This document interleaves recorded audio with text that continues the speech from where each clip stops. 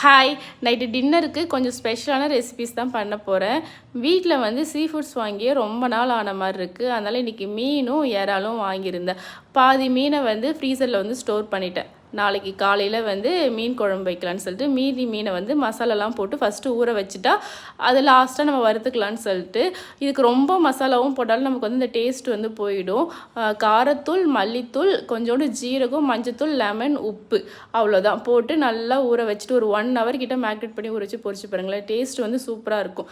இஞ்சி பூண்டு பேஸ்ட்டை ஆட் பண்ணிங்க, சொல்ல மறந்துட்டேன். அப்புறம் மசாலாலாம் போட்டு வச்சுட்டு எறா தொக்கு வந்து நான் பண்ண ஆரம்பித்தாச்சு. அது வெங்காயம் தக்காளி வதங்குற கேப்லேயுமே வந்து இட்லி போட்டு அது ஒரு 10 மினிட்ஸ் தான் அது வெந்துடும். ஃபைனலாக சாப்பிட்லான்னு சொல்லிட்டு குயிக்காகவே நான் முடிச்சிட்டேன். அதுக்கப்புறம் எறாவும் போட்டுட்டு அதை வந்து ஒரு 10 மினிட்ஸ் நல்லா வந்து கொஞ்சம் கொதிக்க வச்சுனா டேஸ்ட் வந்து சூப்பராக இருக்கும்.